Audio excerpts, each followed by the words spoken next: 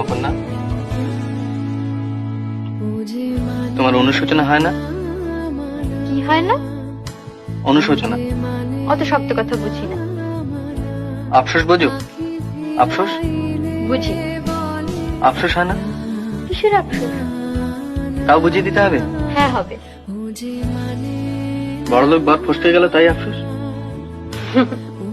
হাসছো? না হাসছি না, কাঁদছি।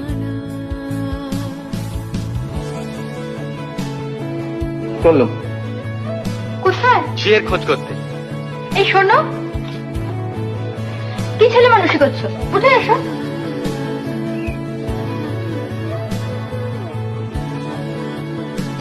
সরো, আর একটা টিউশনে নেব।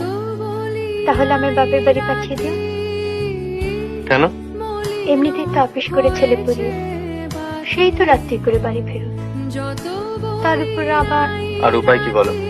আমি বলবো যে টিউশনিটা আছে সেটাও ছেড়ে দাও। তারপর? তারপর আমার গরিব বর সন্ধ্যের আগেই বাড়ি ফিরে আসবে, আর আমার কোনো অনুশোচনা থাকবে না। मुझे माने